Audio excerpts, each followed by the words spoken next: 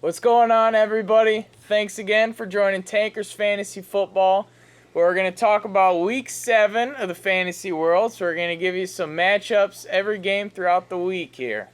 Yeah, we're going to get into some buy lows, maybe some sell highs, some sits and starts and stuff like that. But before we get into all that, we're going to talk about that awful Bears-Jaguars game that we attended this past Sunday. Oh my goodness. And we're going to go a little children's novel. We're going to read a little thing called I Was So Mad by Mercer Meyer. And we're going to see what Mercer Meyer has to say about that horrible Bears game. Oh, and by the way, this is going to be explicit, so go ahead and hide your kids and hide your wife. We went to the Bears game Sunday, and it was going good. You know, the Bears were up 10-0 late in the first half. But then for some reason, the Bears decided that we don't need to try to use our fucking timeouts to try to get in field goal range with dog shit Connor Barth. And Connor Barth's a whole nother fucking subject that we're not even going to bring up. But my goodness, we can't even use our timeouts. Do you think the fucking timeouts continue on? You think the timeouts, you get 6 timeouts in the fucking second half, Bears? You think maybe they're like fucking rollover minutes? Is that what you think? You think fucking timeouts are fucking rollover minutes? Is that what you think, Bears? Oh, Bears, and that pissed me off because we just fucking let all those seconds run off the clock and we just went to halftime 10-0. Bears, like, that was good enough, Bears. Like, we already won the fucking football game. I was so mad. And then, Bears, oh my God, we let a team who was 1-17 in their last 18 road games come into Soldier and just embarrass us out there in the fourth quarter, Bears. And I'm talking about fucking embarrassment. I'm talking about a guy in Aurelius Ben who scored the game-winning touchdown against you, Bears. Game-winning touchdown against you, Bears. Oh my goodness, this motherfucking piece of shit bum Aurelius Ben. Oh, he hasn't scored an NFL touchdown since 2011. He's fucking dog shit, and we just fall over and let some piece of shit bum like Aurelius Ben get in the goddamn end zone against us and win the game, Bears. Oh my God. Oh, and to kick it off, Bears, it just made me so fucking mad. What made me so fucking mad, Bears? You know what made me this is the Jaguars' first win on the road, down by 13 or more. Down by 13 because the Bears were up that 13-0. Oh, their first win down by 13 on the road since 1996, Bears. Oh my God, that just makes me so mad, Bears. Oh, I was so mad. And Bears, I just had to let it go. I just had to go drown my sorrows into booze just to get you out of my mind, Bears, and maybe I can forget you, and maybe tomorrow I won't be that mad. All right. With all that, let's get into Week 7 here, where we got those Chicago Bears with the Green Bay Packers. Thursday night action here. I know the Packers just got their shit pushed in kind of at home by the Dallas Cowboys, but I think the Packers get to get it right this week against the Chicago Bears on Thursday. I mean, I don't think there's any hope for the Bears. I mean, I think Aaron Rodgers is finally going to get on track with his boys out there. I mean, like I said, if Aurelius Ben can do anything, Bears, I mean, Jordy Nelson's kind of been on the snide lately, Bears, but I think it's all systems go, Bears, and I think even a bum like Eddie Lacy. I mean, Eddie Lacy has averaged 5 yards per carry this season, but this bum has his high watermark is 11.5 in PPR. And has not found the end zone at all so far this season. God damn, I mean, he's not like he's helping you in PPR because the guy only has 4 receptions on the season. I mean, this guy is a dirt bum. I mean, people were drafting him in the second round, and I wasn't on that at all. I was telling you to stay away from Eddie Lacy at all costs possible in that late second round, people. But my goodness, he has just been worse than I even thought he was going to be. At least I thought he would be a guy that would kind of fall in the end zone every once in a while, but he hadn't even gotten there once. And Rodgers, too, really high on Rodgers to start the season. He's yet to hit 300 yards in a game so far. Yeah. Has not thrown for 300 yards. That's just bad. I mean, Jordy has 9 receptions for 106 yards combined in the last 2 weeks, and that's not getting it done for you. But I think if you're a believer, and I think a guy like Jordy can easily turn it around. So if the guy in your league's been down on the dumps, maybe Jordy's costing these last 2 weeks in his fantasy leagues, you might be able to swoop in there and get Jordy Nelson on a pretty cheap sale price. If he's down on the dumps and hating on him, I think Jordy Nelson's a good buy low.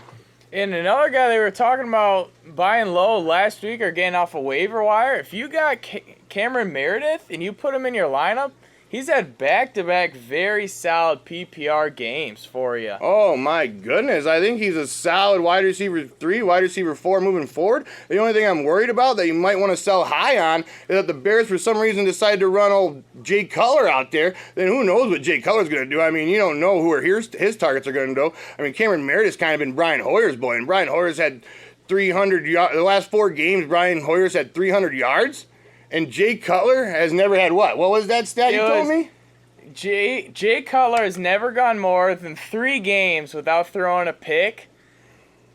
And Brian Hoyer has 4 games in a row without throwing an interception. His last 4 games, he hasn't thrown a pick, and Cutler's never had 3 in a row in his more than 3 in his career. I know Brian Hoyer's not out there winning you football games, Bears, but I am not convinced Brian Hoyer is the reason why we're losing football games. I'm really not.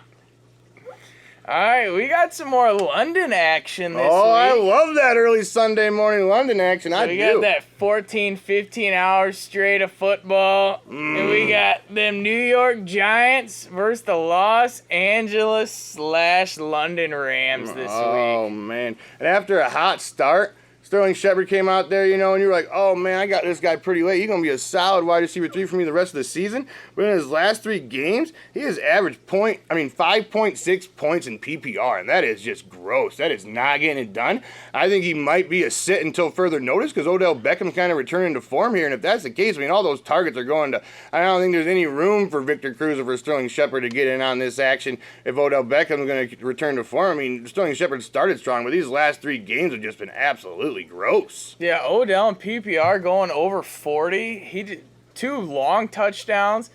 And when it comes to that Giants running game, it's about as bad as it can get out there. The dirt road, dog shit, filth.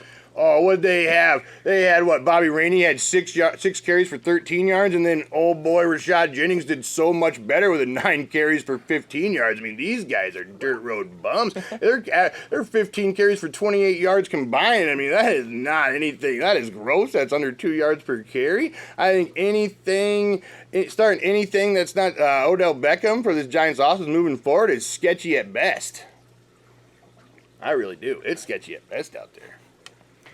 What do you think for LA here? LA, Gurley's kind of been more of an RB2 for you this season. PPR really only in standard. He's kind of been garbage, and you're resenting the fact that you spent a first round pick for him. In PPR, you kind of are too, but at least he's been able to get you 12 receptions in the last 3 games in PPR. That's at least getting you viable double-digit points and not make you lose games out there. They said they've been working really hard on him in the passing game, and even those extra 2-3 points is better than nothing. Oh, it's saving you out there. He's still only averaging 2.9 yards a carry on the season. And they even letting we were at that Bears game, and they just let Case Keenum do that fake rollout score. I don't have Gurley on a fantasy team, but it still almost just made me sick. If you had Gurley on your fantasy team, you just wanted to vomit in your mouth when you saw Case Keenum on the rollout, getting the scoot in the end zone. Oh, my God. All right, the Kansas City Chiefs hosting the New Orleans Saints here. Now, talking about Breeze here, this is a guy who is not the same player as he is at home as he is away. These splits, he's averaging over 420 yards through the air at home. Through 3 games at home, he's averaging over 420 yards. My God. In his 2 away games, he's averaging 235. That's almost 200 yards less from home to on the road. That's the craziest home splits I've ever seen. He's averaging 3.5 touchdowns at home, and he's only combined for 3 touchdowns in those 2 road games. My goodness, I'm not necessarily telling you to sit Drew Brees, but if you have any other options with favorable matchups, I think you might have to consider it. These splits are absolutely insanity. I couldn't believe my eyes when I looked them up yesterday. I was like, I knew they were going to be rough, but my goodness, 200 less yards on the road? That's ridiculous. And a guy who finally got going again, his first big game since week 1. Told you to buy low on him last week, people. You just swoop in, did you? You should have. And Brandon Cooks blew up for a 7-catch, 173 and a tutty. And another long touchdown. Another long touchdown. That's kind of his bread and butter, you know. If he gets those long touchdowns, he's going to have a big day for you. Otherwise, he might be middling out there in that muck. But, I mean, he's definitely more of a boomer bust player. And I think, I mean, you bought low on him this week. I think you might have to turn that around and maybe might sell high, you know, do a little investment thing going on here. Watch the stocks go. Oh, you know, home makeover action, you know. You're buying low, you sell them high, and I'm feeling it. I'm feeling it. All right, Cook's kind of on that bipolar train. And there's so many Saint players that are right along with it. If you take a look at Colby Flainer, huge game for Colby Flainer last week. He's had 2 games over 23 PPR. He's had 3 under 5. 3 games under 5 points PPR. I know, I mean, tight end's kind of thin out there. If you got no other option, at least this is the type of guy that might go out there and blow it up for you, but he might go out there and just shit the bed for you, too. I mean, he's clearly up for that at any given time. But moving forward, I guess he's a low-end tight end 1. I guess he's a boom bust as they ever come boom bust, but if you got nobody else, at least is the type of guy that can go out there and get you over 20, like we just said. I mean, he might do nothing, but, you know, at least he could go out there and do it for you. Some of these other bums are lucky to hit 10. Like, one guy who started off who we said to sell high on is that Willie Snead. I mean, who obviously isn't doing much out there. But one guy who is that rookie Michael Thomas. Oh, my goodness. Last 3 weeks, Michael Thomas has averaged 17.7 points in PPR. And he scored in each of those 3 contests. I mean, he is just getting it done out there. I mean, I'm almost saying wide receiver 3 moving forward, Michael Thomas. I mean, give him a look. Maybe give him a start. I'm feeling it. He's been working it out there. He really has. And the matchup this week with Atlanta, with Kansas City, it's a tougher matchup for him, but still, I'm feeling it. If you're with these bye weeks coming up, if you need some help in the flex or even, you know, like your 3rd wide receiver on there, I think you can throw out Michael Thomas. I think you feel decent about it. I mean, like I said, 17.7 average in the last 3 weeks. I mean, that's getting it done. That's wide receiver 2 average right there. I mean, we're just talking about running him out there in the flex or wide receiver 3. All right, guys, moving on to some running game for the Saints. Mark Ingram. He's had 2 games over 22 PPR, but he's had 3 under 11. I mean, another bipolar Saints option. I mean, it's serious. Like, even Drew Brees is bipolar, like we said. I mean, I don't know. I mean, at home, it's like the Saints are sexy, but yeah. If they're at home, put any Saint you got in your lineup, but on the road, you got to look elsewhere. I mean, at least Ingram's been able to reel in 18 receptions through the first 5 games. I mean, that's pretty good for you. That's like 3.5 receptions a game. I mean, that's getting it done. What else we got? We're going to some Kansas City Chiefs. Charles returned last week, but Spencer Ware still outrushed him 24 times to 9. I mean, that's pretty crazy spread. I mean, Charles found his way in the end zone, but if he didn't, he would have been muddling in that muck hard. Yeah, if you started Charles, that end zone, that getting into the end zone really saved your day to make it double digits. Otherwise, I think he only have like 30 yards on the ground? Yeah, Charles had 9 carries for 33, and Ware had 24 for $131 out there. I mean, that's not giving me any notion that Spencer Ware's going away anytime soon. I mean, that's what I'm saying. I mean, I think Charles is more of an RB3 moving forward. I really do. Spencer Ware is more of an RB2. I think Charles is more of that RB3 for you moving forward.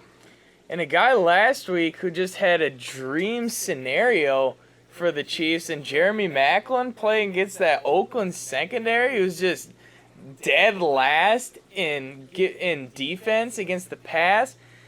You know what he does for you?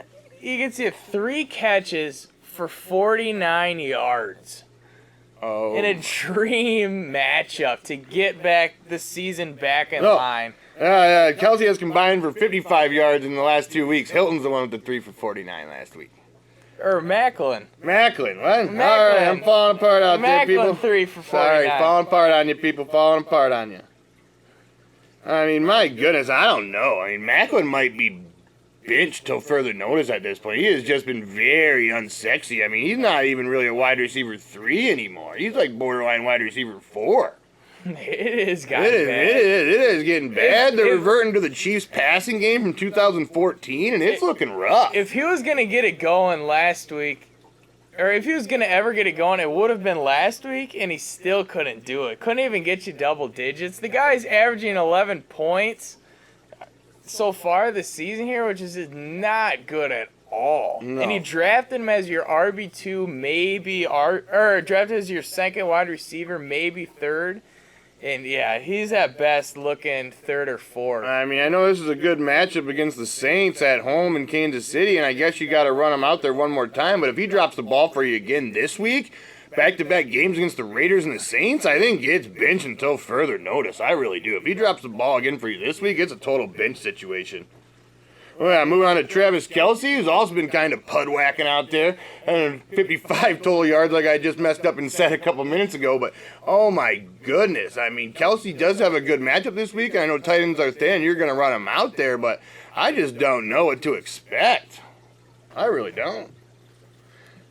All right, get into the surprising Tennessee Titans playing them Colts, who absolutely blew it in that night game. And Oh, it just collapsed out there, Colts. It was against pretty good Titans defense, but, you know, T.Y. Hilton had a down game, 3 for 49, but everyone's got the down games every now and then. I mean, you know, the guy still had 9 targets out there, so he's still, I mean, the leader in this passing game as far as targets go. Everybody has down games. No reason to overreact, and if a person in your league wants to overreact, I say go out there and steal him from him. But I don't think that's the case. And I mean, I know T.Y. Hilton's a solid, well, I'm just going low-end wide receiver 1 moving forward. What do you think? Yeah, I'd say probably Maybe even middle of the road wide receiver 1 moving I'd say forward. he's probably anywhere from like 6 to like 15 range overall going forward here. I mean, again, Frank Gore, who you've gotten late, and I hate Frank Gore, but my goodness, he's averaged 14 PPR points in PPR, and my goodness, that's RB2 all day. And had his first 100-yard game since 2014. And that broke it was like a 5 or 6 year stretch where the Colts didn't have a 100-yard running back. Yeah, the Colts haven't had a 100-yard rusher since I was in junior high, people, and I know that's a lie. But still, it's still ridiculous. Luck has been steady out there. You know, he's only had 1 game over 2 touchdowns, though. I mean, that's not really getting it done for you, sexy boy style. It really isn't. I mean, my goodness, his home splits are almost as crazy as Drew Brees'. He averages 346 yards in the 3 games at home. Then he only averages 227 in the 3 games on the road. I mean, that's not as bad as Drew Brees, but it's getting close. And that's bad. I mean, Andrew Luck on the road is not something you're really invested in. He's on the road this week. And I know you're going to start Andrew Luck, but I wouldn't expect 3 touchdowns and 300 yards by any means. I don't think so. Tennessee Titans very tough, D. They're borderline. They're flirting with top 10 defense overall. And with going into the Titans here, Murray's continued to be that workhorse back, but it was the first week where he wasn't able to get a catch for you. Yeah, he still got them 21 carries, and, you know, he grinded out 65 yards, and it started rough for him. I mean, he turned it on kind of late in that game. He found the end zone, so he still got double-digit fantasy points for you. And, I mean, if that's going to be as down week as 12.5, I mean, I'm all in. I think DeMarco Murray's a solid RB1 moving forward, barring injury. Derrick Henry's no more than a handcuff. He only received, 4 carries? 4 carries in the game yesterday. I mean, Derrick Henry's a straight handcuff. I know people thought he was going to have standalone value coming into this season. Drafted him at the end of the into the 6th round and into the 7th. But he has not returned any of that by any means. I mean, he is just a handcuff. He is a bench guy. You can't even think about running him out there. Oh, we got Tajay Sharp. Oh, my goodness. Tajay Sharp started off the season with 76 yards, and you're like, oh, sweet. I got this guy late. He might turn into an all-wide receiver. Against the Purple Rain, too. Yeah, even against the Vikings out there. He went out there and got you 7 catches for 76 yards week 1. You're like, sweet, man. This guy might be a good flex play for me. And nope. This guy has gone out there, oh my goodness, and he has 4 catches for 32 yards in the last 3 games, and his coach is even saying he's taking a step back. And I mean, I'm talking about this guy's droppable in redraft league, straight droppable. He has done absolutely nothing for you people. Nothing. Absolutely nothing.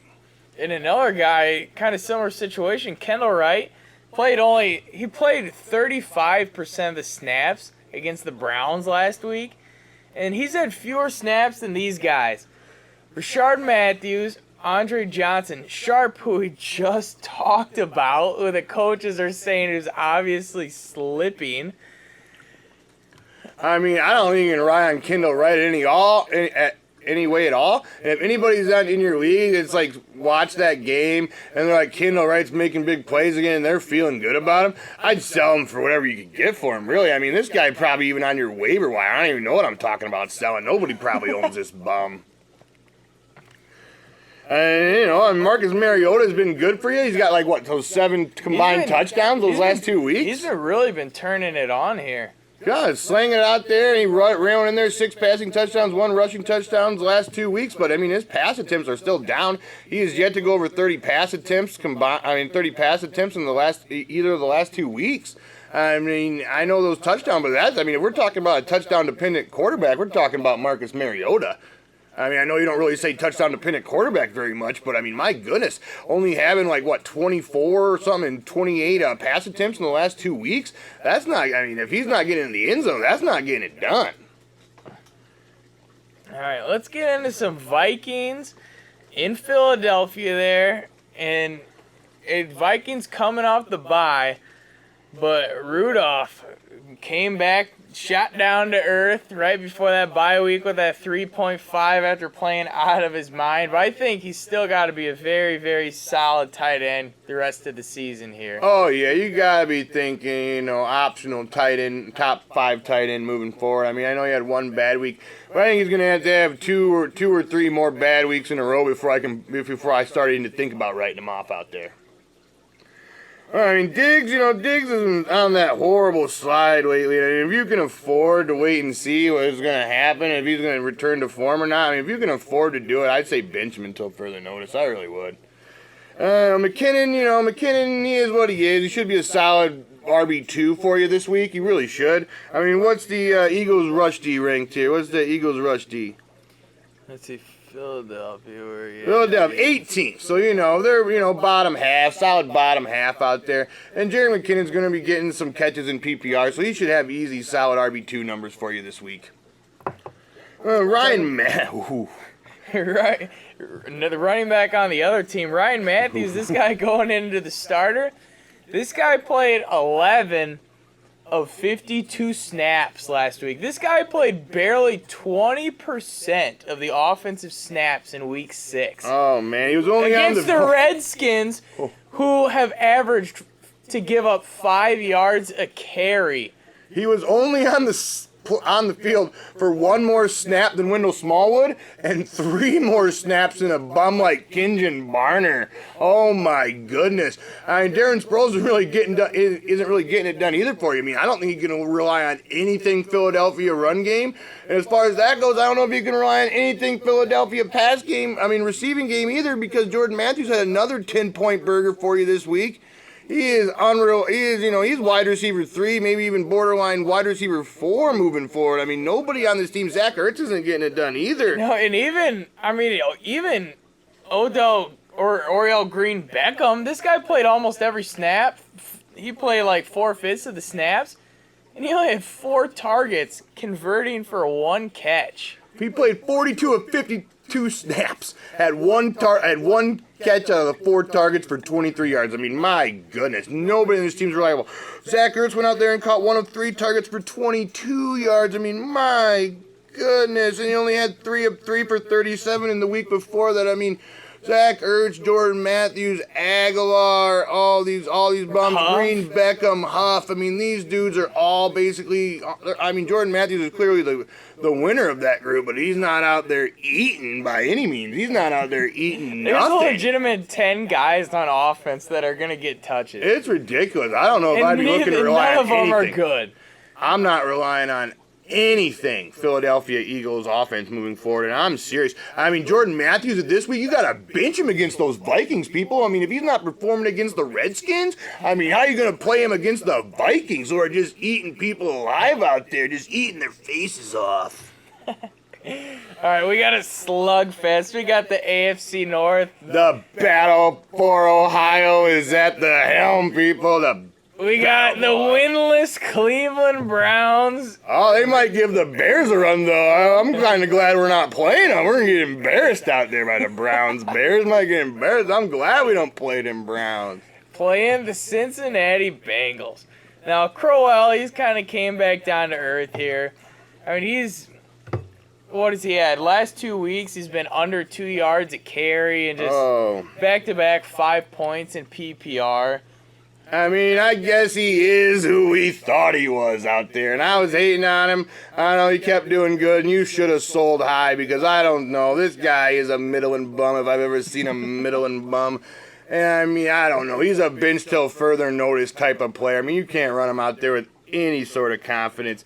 I mean, where are the Bengals even against the rush out there? They're probably not 20th. They're not even against the rush. They're not even good against the rush, and I don't even think I still wouldn't even consider running them out there. I don't think if you have any other viable option, I'd be benching this bum till further notice. I really would. I mean, he's not getting the catches. I mean, under 2.2 yards a carry these last 2 weeks, like he just said, and I mean that is gross. That is just gross. This bum is who we thought he was, people. He is who we thought he was.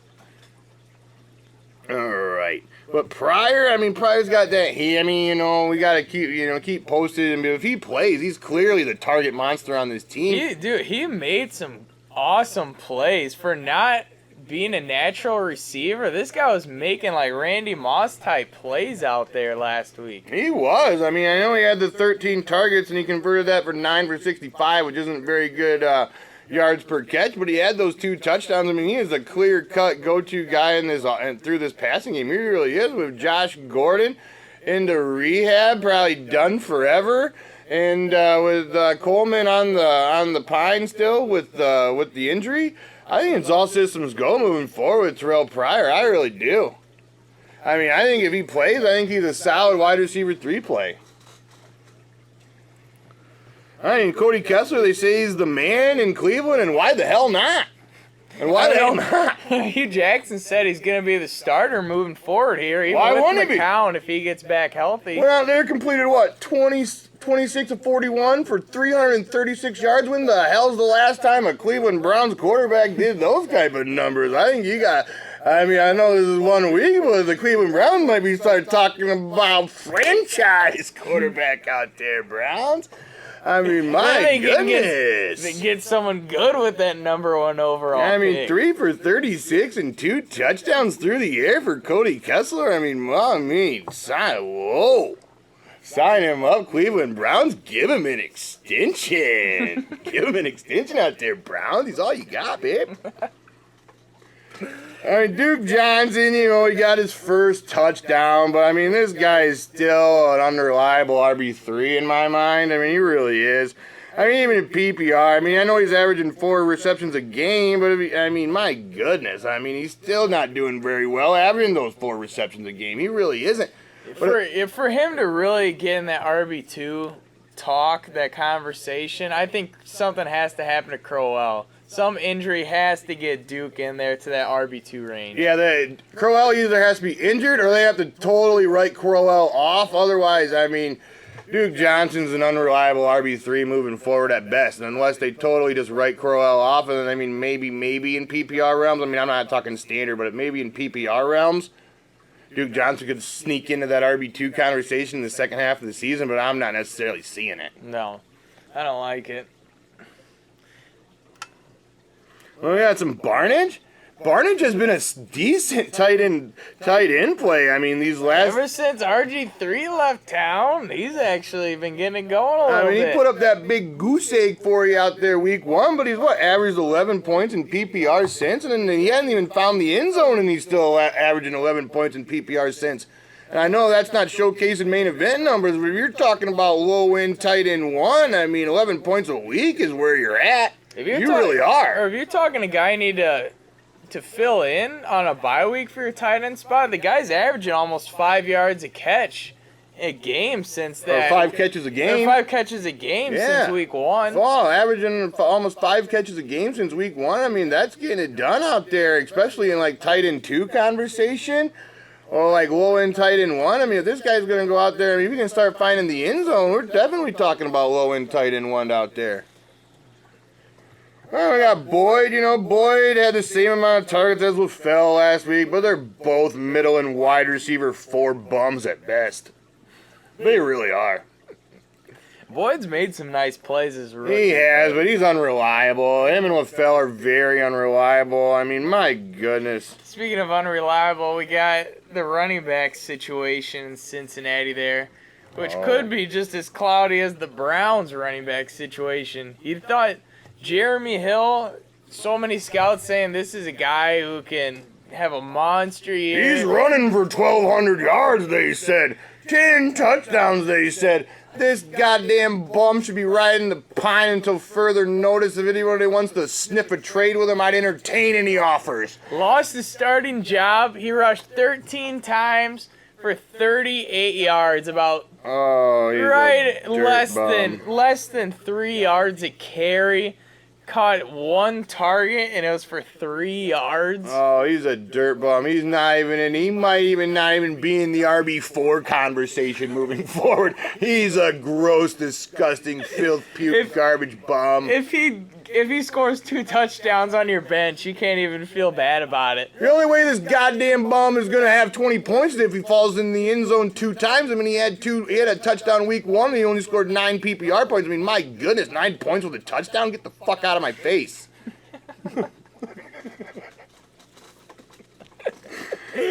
I mean, Gio Bernard has rushed 15 times for 49 yards and caught 4 or 5 targets for you for 45 yards. And if you're talking about RB3, maybe a wiggly little flex play with a very low ceiling, I mean, he might have a decent floor, though. I mean, Gio Bernard in PPR leagues, I mean, he's had over, 13 points in PPR the last 2 weeks? I mean, that's kind of getting it done in the RB3 conversation. I love it. If he continues to get more work than Jeremy Hill, and he continues to... He even just looks like he's running harder than Jeremy Hill. I mean, he continues to start getting more and more and more snaps than Jeremy Hill. I mean, we might be talking about bumping Gio into the low-end RB2 conversation by the end of the season. We really might. I mean, Jeremy Hill is disgusting. And Andy Dalton, on the season so far, he's only had 1 game where he's had more than 1 touchdown. Yeah. I mean, Andy Dalton might not even be a decent QB2 moving forward. I mean, my goodness, 1 damn game over 1 touchdown? That's disgusting. That's not getting it done by any means whatsoever. I mean, he's in 1 quarterback league, Andy Dalton is waiver wire fodder. He is. I mean, if you're in a 1 quarterback league, Andy Dalton shouldn't even be rostered in 10, 12 team leagues. He shouldn't be. He's disgusting. All right, moving on to them Redskins and Lions, Taters. All right, Taters, join us for a second. We're moving on to them Redskins and Lions. And no Redskins wide receiver is much more than an unreliable wide receiver 3 moving forward, and I mean it. I mean, we might not even be talking about borderline wide receiver 4s. None of these dudes is getting it done. You can't rely on any of them for a damn thing. And, I mean, Cousins has been a decent borderline QB1 out there for you, though. He really has. I mean, he's kind of getting it done. He started off the season 0-2 and have gone on 4 straight victories. He's had 3 games with 2 or more touchdowns. I mean, he's been your guy. With 3 and 1. I mean, Matt Jones. Moving on to Matt Jones. I mean, Matt Jones is the perfect sell high, people. He is. I mean, anybody is buying into this Matt Jones, I would sell him to the highest bidder instantly. I really would. I'd look to package him with another guy and maybe package him with a guy, a 2-for-1 option, and get a better player than the 2 dudes you sell. And I'm all in on that because I don't have any confidence in Matt Jones. I know he almost has 5 yards per carry, but he's still an RB3 moving forward. He really is. I mean, my goodness. Three of his games have been under 10 points. Yeah, under 10 points in PPR in 3 of his games. And he blew up last week, but last year he only had 1 game too. I mean, he blew up in one game last year, and that was it. And that last week could have been the game this year. and this is why I also don't like the guy. The guy only has one game where he's touched the ball 20 times so far this season. He only has 8 receptions on the year, and that's not getting it done for you in PPR. So, I mean, what is he for you? I mean, the guy goes out there and gets 135 yards and a touchdown, and he still scores under 20. And, I mean, I know that's a solid game, but if you can sell high on a Matt Jones believer, I'd be all in. I think he's more of a Tim Hightower clone out there. I'm feeling the Tim Hightower clone on Matt Jones. I really am. I mean, he's an end-zone reliant guy. I know he busted it off a little bit, but I'm just not a believer whatsoever. I'm not really like the Washington Redskins running game. And, geez, I mean, you can go out there and sell to the highest bidder, Matt Jones, all day.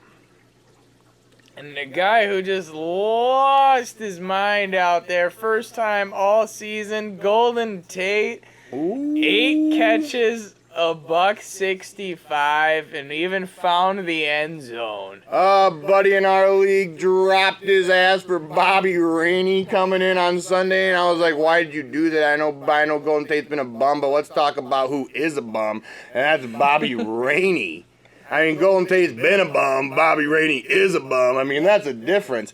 I mean, Golden Tate just slapped his ass in the face out there, made him feel sick to his stomach, putting up 30 PPR points. Oh, baby. I mean, you know who's been kind of sucking that D? It's been Marvin Jones. I mean, he really is. And 2 of 6 targets for 10 yards. I mean, somehow he found his ass into the end zone, but I mean, It my wasn't goodness. for the touchdown. It was abysmal. He has been very lackluster these last 3 games. He had that big game, that humongous game, week 3 against the Packers, and the next 3 games combined, he hasn't even scored as many points as he did that game against the Packers. So, I don't know. I think he's more of a wide receiver 3 moving forward. I really do. I know people were talking about 3 weeks ago, he's a wide receiver 1, and then, he's a wide receiver 2, and I'm telling you now, he's a wide receiver 3. I really am. And let's talk about a guy who's a steal in your draft. We're talking QB1 here, and that's Matt Stafford. This guy, he's only had 4 interceptions so far in the season, but he's had 14 touchdowns through 6 games. He has just been a solid QB1 as there ever was. I mean, he's right in there in the conversation. He's like a top 5, top 6 kind of option. And if you drafted him where you got him, you're in love with this Matt Stafford production. You really are. It's incredible. I don't think there's too many guys that drafted a quarterback before Stafford and still are starting him. I think if you drafted Stafford as your second quarterback, he's your guy right now. Well, how can you do it? I mean, think about guys that drafted Russell Wilson and then they drafted Stafford on their bench. Guess who you're playing moving forward? And that's Matthew Stafford. It really is. I mean, Russell Wilson has just been absolute gross. He's barely on the QB2 radar at this point. He really is. I mean, Anquan Bolden had a good game, 8 catches for 6 yards and a touchdown. Those things happen. Don't buy into it. It's not a thing. All right, moving on. I'm going to say this is going to be the shootout of the week, and that's the future Las Vegas Raiders against the Jacksonville Jaguars. Shooting them out down in Jacksonville, people banging. But, I mean, Crabtree, I mean, since that big, sexy 3-touchdown performance, I know he had that touchdown last week, and if anybody's feeling down the dumps after his 2 grabs for 10 yards last Sunday, if anybody in your league's just feeling absolutely down the dumps, they're like, Michael Crabtree's still a bum, I'd go in there, I'd swoop in there, and I'd buy low on him right now. I mean, if they think Amari Cooper's stealing the show, I mean, he might be, but I think Crabtree's still a solid wide receiver 2 moving forward. Yeah, like we've said for a couple weeks, I think they're very both solid second wide receivers here. Cooper, I mean, last 2 weeks, he's caught 12 balls and has had over 100 yards both the last 2 games here. I mean, I went out there on Twitter after those Crabtree's 3-touchdown performance in week 4, and I told you to go in there and you buy low on Amari Cooper, and you feel good about it. And if you did, by God, you're feeling good about it. This guy's gone out there, he's had, 13 and 12 targets the last 2 games? And, I mean, like you said, well over 100 yards, found the end zone once. I mean, this guy, I mean, all systems go wide receiver 2, Amari Cooper, moving forward in my eyes. And these receivers are all the Raiders have. It is. Oh, the Raiders If you look at this running back situation, it's running backs, and then Walford's just been awful. Oh, the only startable Raiders in fantasy lands is Cooper and Crabtree. You don't want to mess around with these middling bums like DeAndre Washington, Jalen Richard, or Latavius Murray. Even when Latavius Murray comes back, that's a hard wait and see. And Clive Walford is just clear waiver wire fodder junk. He really is. I mean, he's had like 1 or 2 games early, but he ain't did a damn thing lately for you. Not one damn thing. Well, for the Jags, I mean, the receivers, they have still yet to really get it going. I know A-Rob has had a 2-touchdown game in there, but still the yards just aren't there. He's more of a borderline wide receiver 2 to start the season, like a low-end wide receiver 2. And he dropped, on the first drive of the game last week, drops the touchdown in the end zone. I mean, I'm going to throw some shade over. I love Allen Robinson, but I'm about to throw some damn shade on him. And he has yet to go over 72 yards on the season in any game. I mean, if we're going to throw in shade on a guy, that's throwing shade on me. Under 72 yards, a guy that had 1,400 yards total last year has yet to go over 72 yards in his first 5 games. I mean, that's shade on him right there. I love the guy, but I'm not. I mean, it's borderline wide receiver 2, like he said, moving forward. I know if anybody could turn it around, I think it's Allen Robinson, but at this point, I'm a little worried. I know you're still going to start him and still run him out there in your wide receiver 2 or wide receiver 3 hole. I think, kind of like we said with Jeremy Maclin last week, but who obviously didn't get it done. But if these receivers can get it done, it's going to be this week. It's at home. They're playing the dead last pass defense of the Oakland Raiders. I mean, Hearns hasn't had more than 5 catches or 75 yards either. And he only has that one touchdown in the season. This is a guy who had 10 touchdowns last year and only has 1 so far to start the year. If you're going to get it right, you're going to get it right at home against these Oakland Raiders that are coming all the way from the West Coast down into Jacksonville for that early noon start. I mean, if you're going to get over and if you're going to get it done, it's got to be against the goddamn Raiders who are the last ranked pasty coming in. I mean, if Allen Robinson can't get to that get to that century mark and get into the end zone this week, I just don't know, people. I just don't know. Feeling bad about him. And after having a good game week 4 against the Colts, getting that over 100 total yards, TJ Yeldon, he turned back into a pumpkin.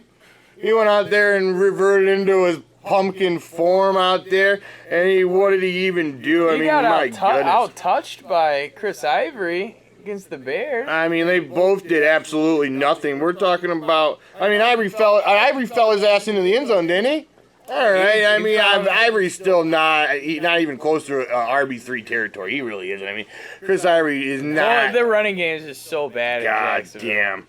I mean, T.J. Yeldon did what? What did he even have? 6 carries for 21 yards and 1 catch for 5 yards after that 100-yard game where the coach was like, he's taking a stranglehold of this rushing game and he's going to be our boy moving forward. And pumpkin time again. He's that pumpkin, it hit midnight. Shit went the fuck out there. And T.J. Yeldon is who he thought he was. He's a middling bum. He's a borderline unreliable RB3 like the rest of these Jaguars. I don't know. Jaguars are reverting. I know they beat the Bears, but god damn, that was the worst damn win I've ever seen. You shove it. You shove your Jaguars out there. You eat it, baby. I'm going to give Bortles a definite start this week. He has not had over 2 touchdowns in a game so far this year. I think he's going to finally get to 3 touchdowns this week against the Raiders. No, he better, baby. I hope so. He better. This is where you right the ship coming off that win in Chicago. This is where you get the 500 Jags. Popping that champagne, first win down by 13 since 1996, bringing back the Mark Brunell days out there, popping the champagne. Last time that was 1996. They went on to finish the season 9-7, make the wild card, and make it to the AFC Championship game. Not happening. Not happening. All right. Let's go to your Buffalo Bills against these Miami Dolphins. Oh, let's talk about a guy that if you got in the third round at your RB1 and LaShawn McCoy. I mean, my goodness, he averaged only 80 total yards and half a touchdown a game in the first 2 games, and then they fired that offensive coordinator, and everybody kind of thought like maybe that was a scapegoat fire, but maybe it wasn't. Because LaShawn McCoy has gone out there and just ripped people's souls out in these last 4 games, averaging 130 yards on the ground and 101.5 touchdowns a game under this Lynn at offensive coordinator. Oh man, topping the century mark in total yards in all of those contests. I mean, this is great news for LaShawn McCoy owners moving forward. I know he had that knee scare, but it's looking like it's all systems go. And we're talking about top 3 running back. LaShawn McCoy moving forward, we really are. And because he's the only guy. No Bills wide receiver is reliable. All of them are complete flyer bums. But Charles Clay, this is a guy, he's had 3 straight games with 5 receptions. Even though he has not been able to turn any one of those receptions into a touchdown so far. Yeah, he's still more of your tight end 2 moving forward, but at least he's shown signs of life out there with those 3 straight games with 5 receptions. I mean, that's signs of life. Signs of life from the Clayster. All Bills wide receivers are waiver wire, unstartable filth. I'm not even gonna talk about it. Okay, moving on. Jay Ajayi, oh my goodness. Jay Ajayi went out there, lost his mind, just took this starting job. He says, get out of here, and Foster, this is mine. I'm taking it. I'm running with it. And, he had 25 carries for 206 yards and 2 touchdowns, and he almost had another touchdown, but I think that Damian Williams bum, or was it Kenyon Drake? I don't even know. Another bum got a cheap carry on him and fell into the end zone. I mean, we could have been talking about 200 yards, 3 touchdown Ajayi, and I'm loving Ajayi right now. But that being said, you're loving Ajayi right now. If somebody in your league is loving Ajayi, I'm talking about sell high all day long on Jay Ajayi. I really am. Selling high. I know the Bills haven't been doing that good against the run. I guess if you can't sell high, I mean, running out in your RB3 spot this week seems and feels pretty sexy, but I mean, I'm talking about sell high before he plays again, and he might turn into that pumpkin out there like Yeldon did. All right, Devontae Parker, he caught 5 of 7, but this big explosive receiver totaled those 5 catches for 28 yards. Just not getting it done. In unreliable wide receiver 4 territory moving forward with him. And I like the guy coming in, but he is just not getting it done. When he returned to the 7 catches game, he's always about to write him down for 7 catches. He only hasn't done it once this year. He did it this last week, and I know he's standard. He's kind of garbage because he's only found the end zone once. But in PPR, I mean, I think you can write this guy down for 14 to 17 points every week. I really do. And Jordan Cameron, I mean, this guy's even uncertain of his NFL future. He's mulling retirement. I mean, Jordan Cameron is waiver wire fodder. I mean, this guy, I mean, I'm serious. We might have seen the last of Jordan Cameron in the NFL, people. And I mean, their other tight ends even concussed too. All the goddamn Dolphins wide receiver tight ends are knocked the fuck out there. I mean, Dolphins tight ends have never been good, so I don't even know why I'm bringing it up. I'm just talking about it, more concussion talk, but I mean, no tight ends from the Dolphins moving forward whatsoever, people. All right, let's get the Baltimore Ravens playing against the New York Jets. Ravens fire offensive coordinator, and we've said Terrence West, you buy low on him, and if you did, you're in love with it. Oh, this guy got love you it. 87 yards and 2 touchdowns on 23 carries. Caught 4 of 6 targets for 36 extra yards. Yeah, he even doubled down for you in PPR, making you feel really sexy about it with those 4 catches for 36 yards. I mean, I know 8 for 2 touchdowns isn't an every week thing, but if he can keep getting these 3-4 catches a game in PPR, I mean, he's looking to be sexy boy RB2 territory moving forward. I know he got stuffed 3 times on the goal line, but he did right himself later with that plunge in later to win the game. I know this guy's not super stud all-American sexy boy, but I'm RB2, low-end RB2 at least moving forward, people. I mean, I'm running him out there in leagues and feeling very solid about it. I mean, if you're talking about bums like Matt Forte, you're talking about starting Terrence West over bums like that every goddamn day. What we got here? Pitta? Dennis Pitta. Pitt has 6 and 7 catches in the last 2 weeks, but it hasn't really done that much with him. And if you're not in PPR, he did absolutely nothing for you. I mean, I don't know Dennis Pitta. I mean, he's a tight end too. I don't even know. He's unreliable at best. I guess if you got to run him out there, you run him out there, but I'm just not feeling it. The guy doesn't even get in the end zone. He's getting snaked by that Crockett guy, isn't he? Yeah. You're getting snaked on them goal line dump-offs. The Joe Smo white guy, and his name is not Dennis Pitta. It's Crockett. I think it's Crockett Gilmore or some shit. Second year player Crockett Gilmore. All right. Kamar Aiken from the depths of the sea. You know, kind of back to the mic a little bit. But I mean, the guy went out there and he caught 4 catches for 64 yards, and you're like, that sucks, word. Well, it doesn't suck if you know he only had 28 yards on the season coming in, and you think it's super stud nasty material. I'm saying it's not. I'm saying let him sit on your waiver wires and the hell with him. All right, Wallace remains on the wide receiver 3 conversation based solely upon volume of targets in my eyes. What do you think?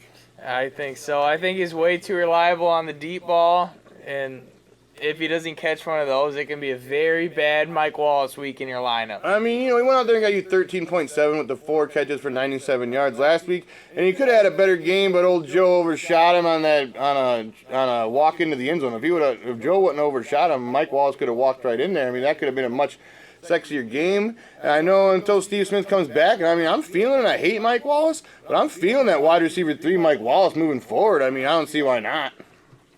Let's talk about Forte, who's combined to go less than 26 points in PPR in the past 4 weeks. Under 26 PPR points in 4 weeks, people. I mean, that is as unsavory. He had more than that in opening weeks here. Yeah, he had more points in that week, too.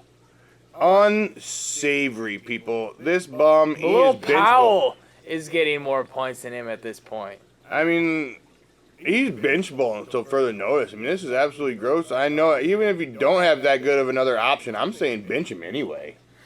I really am. I mean, his numbers just keep going down. He's looking like a sluggish bum. And I don't regret the Bears getting rid of him at all. This notion, I really don't. In the first 2 weeks, I was. Jordan Howard. And Jordan Howard did a little, didn't really do it. Keem Deem Carey outworked him last week, but I think it's still his job to lose. But Matt Forte has just been completely gross. All right, we got the Bucks going into San Fran. VJax is going on IR, so Evans already getting 30% of the targets. I think that's, even though it's crazy, it might just increase. This is a guy who's already got 4 touchdowns, 1 more than what he had all of last year. This guy, even with Jackson in the lineup, he is on pace for 327 fantasy points, which would have been good enough for top 5 last year. Better than Odell Beckham Jr. Better than Allen Robinson, better than Odell Beckham Jr. I mean, this guy's doing it done, and I don't see any reason why he's not going to continue to get it done, barring injury. I really don't. I mean, these targets are not going anywhere, especially with VJax on the IR. I mean, I guess you can say Humphreys and Cameron Brate can see a little bit bump, but I'm not really buying into Humphreys. I guess you can say Cameron Brate might be able to break into that borderline tight end one conversation, and I think he could be a solid starter if you're hurting for tight end out there. But Mike Evans is the guy. I mean, I don't see any way, shape, or form that he doesn't continue this roller coaster on. And just, I mean, I don't see how he doesn't finish top 5 at wide receiver. I really don't. I think his numbers might even slightly take a little uptick with the VJax on the IR, and that sounds crazy. He's already played against Denver, so he's had his toughest matchup on the year. I'm all in on him. I think if you got him where you got him in that second round, you're in love with it. He's been helping you win football games. All right, you're really going to have to pay attention to this running back situation. It looks like Doug Martin, they're going to give him the start this week, but if he doesn't, I'm serious. You got to start Jacquizz Rodgers, and I'm going to tell you why. The San Francisco 49ers are giving up not only 5 yards a carry on the season. Here comes Wolf City. But they're giving up 174 rush yards a game. Oh, 174. God. They're averaging almost giving up 200 yards a game on the ground. How is that even possible? I mean, whoever is getting carries at running back for the Buccaneers this week is an absolute start in my You eyes. I have mean, to. these bums are just vomiting up yards and touchdowns to running backs. They really are just vomiting up them. It's ridiculous. And a guy we told you to sell high on, Jeremy Curley, he only got you 3-some points, 3.2 or something like that. Kaepernick just doesn't really love the check downs as much as Blaine Gabbert. He has no touch whatsoever on his throws. I mean, Jeremy Curley, if you should have sold high at him. I mean, I told you that Colin Kaepernick's going to come in, and who knows who Colin Kaepernick's favorite target's going to be. I know Torrey Smith was his favorite target, but Torrey Smith only had 16 PPR points with that huge touchdown last week. I mean, the guy still only had 3 receptions, and I'm not buying into anything San Francisco 49ers in fantasy unless it's Carlos Hyde. I'm really not. And even Carlos Hyde is like a volume-dependent guy. Yeah, he's a 6th-ranked running back, but he's still averaging less than 4 yards a carry on the ground so far this year. I know he's a solid RB2, and I know, he's been an RB1 so far this year, but I think he's more of an RB2. I think the only reason why he keeps producing this amount of points is strict volume related. All right, San Diego Chargers going into Atlanta. And Atlanta's pass defense, it is ranked 26th, but if you take out the Paxton Lynch game, if we just set that aside, the QBs against Atlanta have averaged 310 passing yards. I mean, that's giving it up, people. I mean, my goodness. I mean, if we might be talking about... We might be talking 400-yard Phillip Rivers this week. I mean, that's ridiculous. And Phillip Rivers doesn't have very many weapons, but I mean, he's going to have a chance to sling it all over him out there down in the Georgia Dome. He really is.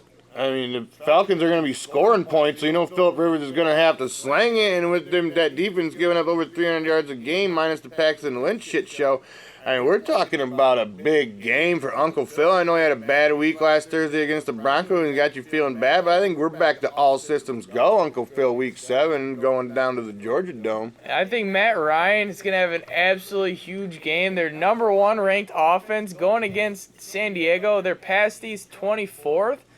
But it is worse than that now that they lost their number 1 cornerback a couple weeks ago. So, again, at home, number 1 offense, have to expect a huge game from Matt Ryan. Oh, I mean, I know Julio Jones has been feast or famine in the last 4 weeks. He's got you 2.6, 48, 4.9, and then what, a 26.9. I mean, that's as feast or famine as it get. But I think we're gonna keep the eating trend going here against those Chargers secondary or minus their best corner. I think Julio Jones is gonna have another giant game, and I think the whole Atlanta passing game just might work them over out there.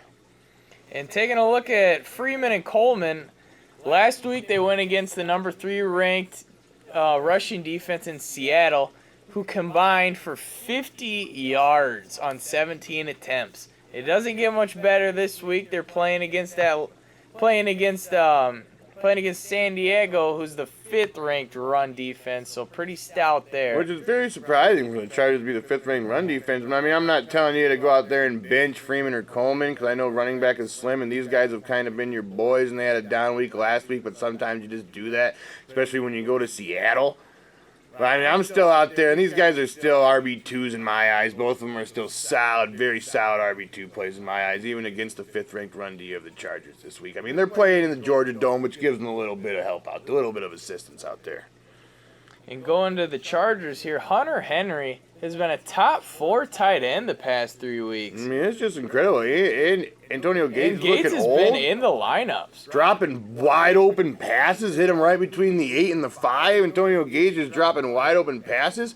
And I mean, if Henry's snaps continue to go up, I'm talking about, Hunter Henry might be a very low end tight end 1 moving forward. I mean, he's getting the targets from Uncle Phil, and if Uncle Phil starts to love him, I mean, watch out. Hunter Henry moving up to, might be popping that top 10 tight end before the next couple weeks are over. He can move in there. And Gordon is touchdown dependent. In his first week, they didn't record a touchdown. Was this last Thursday night. And oh my goodness, he went under 10 points in PPR for the first time, and I think that's what you can expect kind of from Melvin Gordon. I know he still had those 90 rushing yards, but without getting catches, without getting the end zone, that's still 9 points in PPR, and if he's not getting in the end zone, I think we can expect this moving forward. Yeah, he has not averaged more than 4.3 yards a carry in any game so far this year, averaging less than 3.5 yards a carry on the season still. Some very unsavory stuff, and I know he's been your sexy boy, and I know you're going to keep running him out there, but I'm just saying those first 6 weeks those first 5 weeks might be a thing of the past, and I mean, that might be his best stretch of the season. We might be looking into middle and bum, low-end RB2 territory moving forward with a touchdown dependency kind of thing. All right, let's get the Tom Brady-led Patriots versus the Roethlisberger-less Steelers. Oh, it's going to be a bloodbath out there. This might be a whole lot to a little. Oh, it's going to be. Yeah, we might be looking at 50-6 out there. Oh, it's going to be gross. And I know it's in Pittsburgh, but I'm telling you, that shit don't matter. Tom Brady's going to blow. The Gronk has had 271 yards in these 2 games that Tom Brady has been back. Gronk is back. He's the man beast again, and he's the man beast. He's the man amongst boys. Oh, he's returned to that God amongst men, baby, and he's back. The great equalizer. The great equalizer. You, all these dudes are better wide receivers and you better running backs than you, but don't worry, we got that Gronkowski who's equivalent to that steel chair shot to the dome, people. And he's going to win you games because he just outscored their tight end by 15 to 20 fantasy points. All right, Brady, since coming back, this guy has averaged 391 yards a game and has 3 touchdowns in each of the 2 games that he's played. I mean, we're talking, who needs practice when you know Tom Brady? I mean, my goodness. Straight up off the beach to 6 touchdowns in the first 2 weeks of his return. I mean, how are you going to get sexier than that? You're not. And we were talking about this running back situation, talking about a buy low on James White and a sell high on LeGarrette Blount. LeGarrette Blount's only averaged 43 rush yards a game since Brady's came back. And even James White has dug into the carries a little bit. James White's averaging has gotten, I believe, 5 and 7 carries a game since coming back. Not to mention, he's been the 11th overall PPR running back the past 3 weeks. I mean, that's getting done. I mean, James White is a hot start option, especially against these Steelers. I mean, watch out, I'm saying no way James White don't find his into the end zone this week, and you know he's going to get 4 or 5, maybe 6 catches out there. I'm thinking that's very solid RB2 production. You saw Pittsburgh last week give up over 200 to the Jay Ajadi show, and on top of that, they're 30th against the pass. Oh, everything Pittsburgh D is bad. The Patriots are going to go in there and blow them out. We might be talking about 35 points at halftime, New England Patriots. Maybe, oh my goodness. We might be talking about scoring points on every single drive. We really might. I mean, I don't see who the hell's going to stop them. Who the hell's going to stop them? I'm sorry, Steelers. I mean, Edelman has just been bad for you, too. Even with Brady back, he's still only averaging 8 points a week in the 2 games Brady's been back in PPR. I mean, that's not getting it done. I mean, Julian Edelman's been wide receiver 4 for you thus far this year. It has not been good. Yeah, he can turn it around, but it's still pretty scary. Yeah, I mean, he could turn it around, but I'm worried about it. He just really is not showing many signs of life. No, I'm worried about it. I mean, Chris Hogan's even out there making way more plays than him, and I don't know if that's going to change moving forward. I don't know if it's his foot that's been holding him back, but I think Edelman might be, if you got other options, I mean, Edelman might be a sit. I mean, I don't see why he's not a sit. All right, we talked about Roethlisberger being out, probably looking like he's going to be out till at least coming back from that bye week. And with Antonio Brown, last year with Roethlisberger out, Roethlisberger was out a total of 4 games. That 4-game stretch, Antonio Brown combined to get 41 points. About 10 points a game. He had 8 points last week. This is a guy who had 41 points in 2 individual games last year. And it took him 4 games with a quarterback not named Roethlisberger. I mean, you can't even think about benching the guy, but you got to severely take down your expectations here. I mean, we might be looking at best case scenario 15 points, Antonio Brown. I mean, until further notice. I know you can't bench the guy because that's completely insane, but, I mean, I don't expect big things out of him by any means. Yeah, very luckily the bye week's coming into play here, so hopefully if you're an Antonio Brown owner, you're only going to go 1 game without Roethlisberger. I mean, Antonio Brown set aside, you got to start him, but if you're talking about any other receiving core or option of the Steelers, is a hard bench with Berg out. You can't even think about playing anybody not named Antonio Brown in their Steeler receiving core with Berg out. You can't. All right, Le'Veon Bell, he's been top 5 running back since coming back from his suspension there. Talking like they want to line up more up at receiver, but like we said, with Roethlisberger out, I don't think that's going to happen. I can see him continue to get the more carries instead of lining up at receiver. They're gonna run the ball with him just because they don't want Landry to have 40 pass attempts. That's belligerent. I mean, he might have to against the Patriots though, because they're gonna be getting destroyed in that second half. I mean, it might just be whatever, just run the ball to run out the clock so we can go home and stop embarrassing ourselves. It might come to that. That's crazy talk, but I'm talking it might come to that. We got the Arizona Cardinals hosting the Seattle Seahawks, where Russell Wilson is the 23rd ranked quarterback facing the number 3 ranked defense. He's been a low-end quarterback too, and I'm talking about in single quarterback leagues, you can't even think about starting this guy anymore. I mean, my goodness, you can't. It's not good. I don't think it's going to turn around here against the Cardinals defense, do you? I can't see third it ranked happen. D going into Arizona? I just don't think that's in the cards whatsoever. You're looking at his favorite target in Doug Baldwin, who's a very, very matchup-dependent guy, facing Patrick Peterson, arguably the best cornerback in the league. I think you got to sit Baldwin. You got to sit Baldwin. He's so boom-bust. In his 2 best games, he's averaged 27, and the other 3 games he's played, he's averaged 7. Yeah. Very, very matchup dependent, and this is about as bad of a matchup as you can get. I mean, Jimmy Graham, you said Jimmy Graham might have taken over that favorite target. I mean, this guy's gone out there and averaged, 6 catches for 89 yards in the last 3 games? I mean, that sounds like he's taken over that number 1 target for Russell Wilson in that offense to me. At least 6 and 89 in those 3 games. Yeah, at least 6 and 89. He's moving back under that stud, top end, tight end territory. And if you got him cheap as dicks out there in your draft, I mean, I'm talking about this guy might be a solid top 5 tight end moving forward, and I don't see why the hell not. If he can stay healthy, I mean, watch out.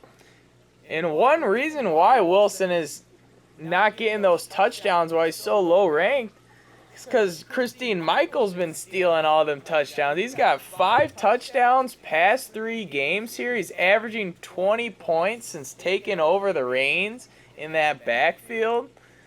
This guy is a legitimate low-end RB1 at this point. Oh, yeah, I mean, even against that stout Arizona Cardinal D, I mean, I'm telling you to run him out there, and I mean, he might not hit that 20 points again for you this week unless he finds the end zone, but I'm talking about solid RB2 numbers no matter how you slice it. And a couple of studs in this lineup, or in this game here. Christine Michael, but no one is out there doing it more than our boy from Clinton, Iowa, David Johnson. Put on, and he is. He's putting it on. He's putting it on big time. I mean, this guy's the number 1 running back in PPR by almost, 20 points out there? I mean, my goodness, he's averaged 36 over his last 2 weeks in PPR points, averaging 36 PPR points in the last 2 weeks. I mean, that's getting LaDainian Tomlinson of 2006 crazy with that kind of action. This guy is doing it all. He's already got 8 touchdowns on the year and has had no less than 111 yards in a game and no less than 3 receptions in a game. I mean, there's no way this guy doesn't finish RB1 at the end of the year in PPR, barring injury in my eyes. I think he's the man. I think if you took him over Todd Gurley, which I was telling you to do before the season started, you couldn't be happier with yourself. You really couldn't. You really couldn't. If you took him over Todd Gurley, you're in love with it. You think you're the smartest man alive. You're in the super genius category, and I love it, people, and I do. I mean, the guy's had, 8 touchdowns already? I mean, my goodness.